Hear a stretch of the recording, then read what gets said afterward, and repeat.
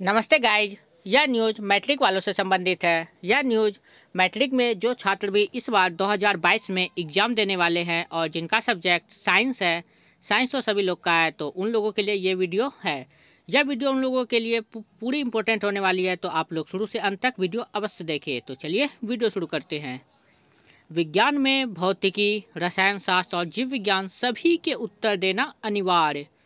आप लोगों को तो पता ही है कि सारे प्रश्न का उत्तर देना आप लोगों को अनिवार्य है, फिजिक्स में, केमिस्ट्री में और बायोलॉजी में।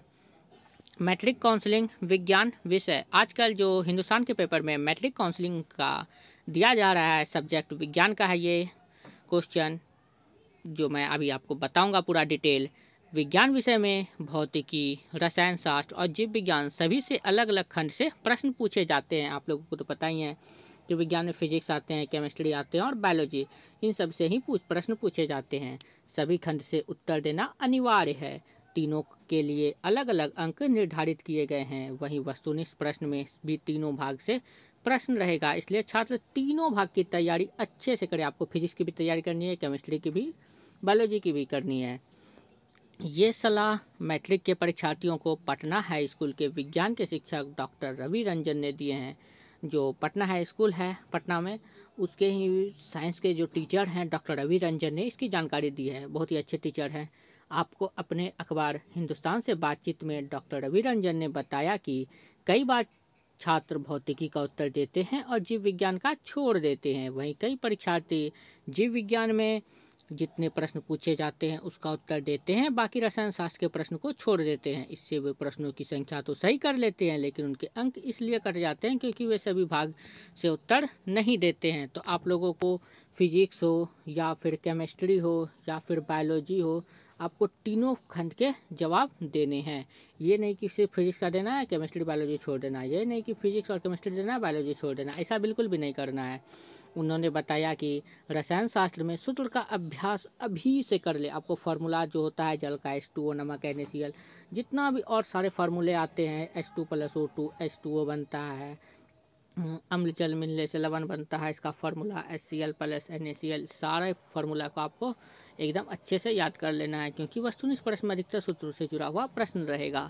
उन्होंने बताया कि वस्तुनिष्ठ प्रश्नों का उत्तर पहले 1 से सवा घंटे के बीच देना होगा। छात्र वस्तुनिष्ठ प्रश्नों का उत्तर जितना पूछा जाए उतने का ही उत्तर दे। आपसे जितना सवाल पूछा जाए उतने का ही उत्तर देना, उससे ज़्यादा नहीं देना है। इस समय का ख्याल रखें, क्योंकि वस्तुनिष्ठ प्रश्न का उत्तर OMR में भरने के बाद फिर विषयनिष्ठ प्रश्न पत्र मिलेगा। आपको तो पता ही है कि पहले आपको ऑब्जेक्टिव प्रश्न का जवाब देना है, उसके बाद सब्जेक्टिव प्रश्न का, तो आपको उसके बाद विषयनिष्ठ प्रश्न पत्र मिलेगा। अब आगे देखते हैं। इसमें जो है ये देखिए, ये है डॉक्टर रवि रंजन, देख लीजिए, यही हैं पटना के टीचर। तैयारी, विज्ञान के विषय विशेषज्ञ रवि रंजन ने दिए परीक्षार्थियों को टिप्स। वस्तुनिष्ठ प्रश्नों का उत्तर पहले 1 से सवा घंटे के बीच देना होगा। 15 मिनट का समय रिवीजन के लिए दे छात्र, लास्ट में आपको रिवीजन देना करना है। प्रश्न पत्र पैटर्न, कुल प्रश्नों की संख्या 80 अंक के होंगे। 110 प्रश्न होंगे, आपको तो पता ही है। कुल समय 2 घंटा 45 मिनट दिया जाएगा। खंडों में आपको वस्तुनिष्ठ प्रश्न 80 प्रश्न पूछे जाएंगे, जिसमें आपको 40 का उत्तर देना है। और आपको पता ही है कि ये 80 नंबर का क्यों पूछ रहा है, क्योंकि 20 नंबर जो है वो आपका प्रैक्टिकल ले लिया गया है पहले ही, और इसमें जो 80 नंबर वस्तुनिष्ठ पूछा जाएगा, इसमें 40 का उत्तर देना है और सब सारे प्रश्न 1-1 अंक के होंगे। खंड वो, लघुत्तरीय प्रश्न 24 प्रश्न रहेगा। लघुत्तरीय में आपको लोगों को 24 प्रश्न रहेगा। यह 2-2 अंक का होगा। इसमें भौतिकी से 8 प्रश्न रहेंगे, जिसमें 4 प्रश्न का उत्तर देना है। 8 में से आपको 4 प्रश्न का उत्तर देना है, जो कि 2-2 अंक के होंगे, इसमें जो कि 24 प्रश्न होगा। रसायन शास्त्र से 8 प्रश्न रहेगा, इसमें 4 प्रश्न का उत्तर देना है। 8 प्रश्न में इसमें भी 4 प्रश्न का उत्तर देना, ये भी 2-2 अंक के रहेंगे। जीव विज्ञान में 8 प्रश्न रहेगा, इसमें 4 प्रश्न का उत्तर देना अनिवार्य है, फिक्स है।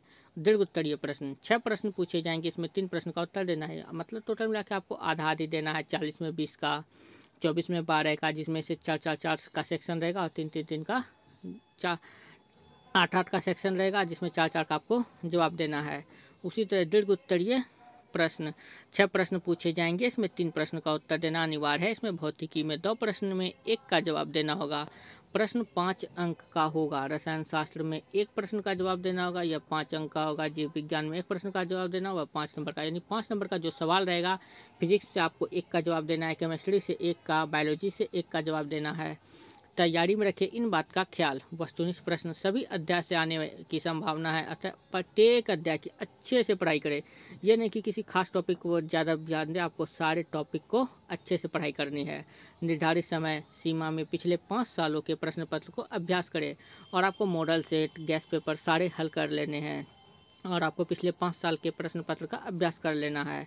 प्रत्येक दिन 3 घंटे विज्ञान विषय की तैयारी में दे। हर दिन आपको विज्ञान के सब्जेक्ट में 3 घंटे टाइम देना अनिवार्य है। बिहार बोर्ड की वेबसाइट पर दिए गए मॉडल प्रश्न पत्र जरूर बना लें। आपको तो पता ही है कि बिहार बोर्ड का जो OMR शीट होता है उससे बहुत ही ज़्यादा लड़ते हैं, तो आपको उसका तैयारी अवश्य कर लेनी है। परीक्षा हॉल में रखे इन बातों का ख्याल। देखिए आपको परीक्षा हॉल में क्या क्या रखनी है बात।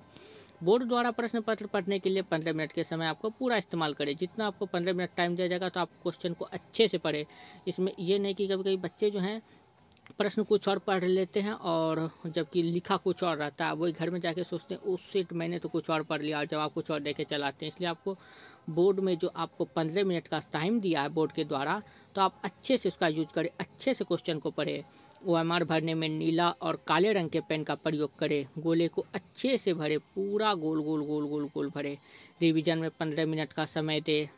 OMR में गलती भरे जाने पर व्हाइटनर और प्लेट का प्रयोग ना करें, बिल्कुल भी ना करें। गलती हो गया छोड़ दे, काटे कूटे नहीं रहने दे आप उसे। वस्तुनिष्ठ प्रश्न जितना पूछा जाए उतने का ही उत्तर दे, उससे ज़्यादा जानने की आपको बिल्कुल ज़रूरत नहीं है। मुख्य चैप्टर देखिए साइंस का आपका क्या क्या है। प्रकाश का परावर्तन मतलब रिफ्लेक्शन ऑफ लाइट तथा अपवर्तन, रिफ्रैक्शन ऑफ लाइट, विद्युत, इलेक्ट्रिक, कार्बन एवं उसके यौगिक, अम्ल, क्षारक, लवण, धातु एवं उधातु, जैव प्रक्रम, अनुवांशिकता तथा जैव विकास, ये सारे मुख्य चैप्टर। सही बात है, सारे आप लोगों को मुख्य चैप्टर ही रवि रंजन के द्वारा दिए गए हैं। तो यही जानकारी आप लोगों के साथ साझा करनी थी और इसी तरह की इन्फॉर्मेटिव और एजुकेशनल वीडियो पाने के लिए और मैट्रिक काउंसलिंग में जितने भी सब्जेक्ट का आ रहा है वीडियो, मैं सारे पर वीडियो बना रहा हूँ, तो आप लोग चैनल को अवश्य सब्सक्राइब करें। और इसी तरह की इन्फॉर्मेटिव और एजुकेशनल वीडियो पाने के लिए आप डिस्क्रिप्शन में जाकर टेलीग्राम चैनल के लिंक को भी ज्वाइन कर सकते हैं, क्योंकि टेलीग्राम चैनल पर आपको इसका PDF भी प्रोवाइड कर दिया जाएगा और कोई भी न्यूज़ सबसे पहले टेलीग्राम चैनल पर ही अपडेट हो जाती है। तो आप टेलीग्राम चैनल को अवश्य ज्वाइन करें। वीडियो देखने के लिए बहुत बहुत धन्यवाद। Thank you.